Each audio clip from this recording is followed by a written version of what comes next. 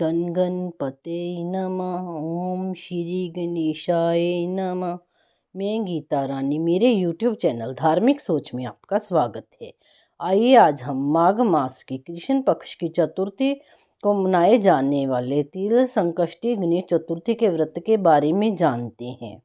यह व्रत हर वर्ष माघ मास के कृष्ण पक्ष की चतुर्थी तिथि को मनाया जाता है। इस दिन रात्रि के समय चंद्र को अर्घ्य देने के बाद महिलाएं व्रत खोलती हैं। संकट चतुर्थी के दिन महिलाएं सुख सौभाग्य, संतान की समृद्धि और सर्वत्र कल्याण की इच्छा से प्रेरित होकर व्रत रखती हैं। पद्म पुराण के अनुसार इस व्रत को स्वयं भगवान गणेश ने मां पार्वती को बताया था। वैसे तो हर महीने की कृष्ण पक्ष की चतुर्थी गणेश चतुर्थी कहलाती है, लेकिन माघ मास की चतुर्थी तिल संकटा चौथ कहलाती है। पद्म पुराण के अनुसार आज ही के दिन कार्तिकेय के साथ पृथ्वी की परिक्रमा लगाने की प्रतिस्पर्धा में उन्होंने पृथ्वी की बजाय भोलेनाथ और मां पार्वती की 7 बार परिक्रमा की थी। तब शिवजी ने प्रसन्न होकर देवों में प्रमुख मानते हुए उनको प्रथम पूजा का अधिकार दिया था। तिल संकटा चौथ व्रत की विधि इस प्रकार है। बालचंद्र गणेश की पूजा संकट चौथ को की जाती है। प्रातःकाल नित्य क्रम से निवृत्त होकर षोडशोपचार विधि से गणेश जी की पूजा करें। निम्न श्लोक पढ़कर गणेश जी की वंदना करें। गजानन भूत गणादि सेवितम कपित जम्बूफल चारु भक्षणम उमासुतम शोक विनाशकारकम नमामि विघ्नेश्वर पाद पंकजम। इसके बाद बालचंद्र गणेश का ध्यान करके पुष्प अर्पित करें। पूरे दिन मन ही मन श्री गणेश जी के नाम का जप करें। सूर्यास्त के बाद स्नान करें, स्वच्छ वस्त्र पहन लें। अब विधि पूर्वक गणेश जी की पूजा करें। एक कलश जल से भरकर रखें। धूप दीप अर्पित करें। नैवेद्य के रूप में तिल तथा गुड़ के बने हुए लड्डू, ईख, शकरकंद, गुड़ तथा घी अर्पित करें। यह निवेद्य रात्रि भर बांस के बने हुए डलिया से ढककर यथाविधि रख दिया जाता है। पुत्रवती स्त्रियां पुत्र की सुख समृद्धि के लिए यह व्रत रखती हैं। इस ढके हुए नैवेद्य को पुत्र ही खोलता है तथा भाई बंधुओं में बांटता है। ऐसा मान्यता है कि इसमें भाई बंधुओं में आपसी प्रेम भावना की वृद्धि होती है। अलग अलग राज्यों में अलग अलग प्रकार से तिल और गुड़ के लड्डू बनाए जाते हैं। तिल के बने लड्डुओं का पहाड़ बनाया जाता है और इस पहाड़ को तोड़ा जाता है। गणेश पूजा के बाद चंद्रमा को कलश से अर्घ्य अर्पित करें। धूप दीप दिखाएं। चंद्र देव से अपने घर परिवार की सुख शांति के लिए प्रार्थना करें। इसके बाद एकाग्रचित्त होकर कथा सुने अथवा सुनाएं। सभी उपस्थित जनों में प्रसाद बांट दें। तिल चौथ की कहानी इस प्रकार है। एक शहर में एक देवरानी जेठानी रहती थी। जेठानी अमीर थे और देवरानी गरीब थी। देवरानी गणेश जी की भक्त थी। देवरानी का पति जंगल से लकड़ी काटकर बेचता था और अक्सर बीमार रहता था। देवरानी जेठानी के घर का सारा काम करती और बदले में जेठानी बचा हुआ खाना, पुराने कपड़े आदि उसको दे देती थी। इसी से देवरानी का परिवार चल रहा था। माघ महीने में देवरानी ने तिल चौथ का व्रत किया। 5 आने का तिल व गुड़ लाकर तिलकुट्टा बनाया। पूजा करके तिल चौथ की कथा सुनी और तिलकुट्टा शींके में रख दिया और सोचा कि चांद उगने से पहले तिलकुट्टा और उसके बाद ही कुछ खाऊंगी। कथा सुनकर वह जेठानी के यहाँ चली गई। खाना बनाकर जेठानी के बच्चों से खाना खाने को कहा तो बच्चे बोले, माँ ने व्रत किया है और माँ भूखी है। जब माँ खाना खाएंगी हम भी तभी खाएंगे। जेठानी को खाना खाने को कहा तो जेठ जी को खाना खाने को कहा तो जेठ जी बोले, मैं अकेला नहीं खाऊंगा, जब चांद निकलेगा तब सब खाएंगे, तभी मैं भी खाऊंगा। जेठानी ने उसे कहा कि आज तो किसी ने भी अभी तक खाना नहीं खाया, तुम्हें कैसे दे दूं? तुम सुबह सवेरे ही बचा हुआ खाना ले जाना। देवरानी के घर पर पति और बच्चे सब आस लगाए बैठे थे कि आज तो त्योहार है, इसीलिए कुछ पकवान आदि खाने को मिलेगा। परंतु जब बच्चों को पता चला कि आज तो रोटी भी नहीं मिलेगी तो बच्चे रोने लगे। उसके पति को भी बहुत गुस्सा आया। कहने लगा, सारा दिन काम करके भी 2 रोटी नहीं ला सकती तो काम क्यों करती हो?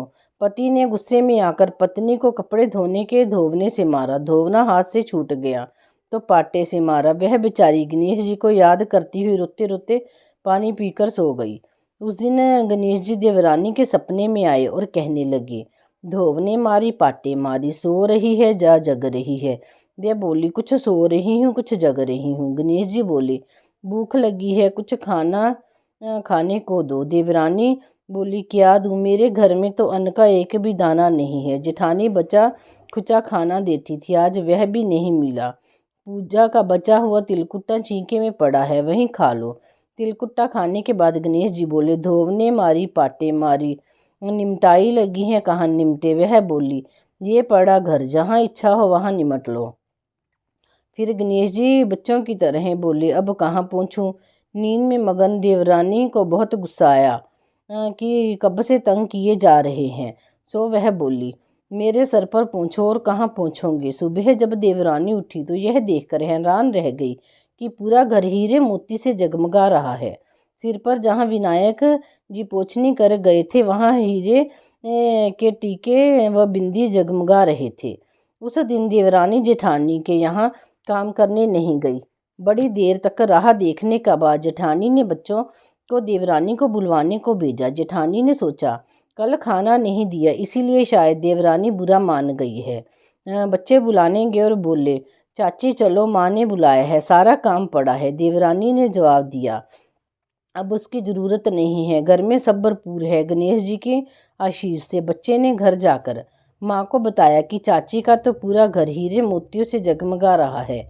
जेठानी दौड़ती हुई देवरानी के पास आई और पूछा कि ये सब कैसे हुआ। देवरानी ने उसके साथ जो हुआ वो सब कह डाला। घर लौटकर जेठानी अपने पति से कहा कि आप मुझे धोवने और पाटे से मारो। उसका पति बोला कि भली मानस, मैंने कभी तुम पर हाथ भी नहीं उठाया, मैं तुम्हें धोवने और पाटे से कैसे मार सकता हूँ।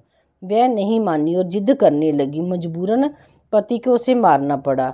उसने ढेर सारा घी डालकर चूरमा बनाया और छींके में रखकर सो गई।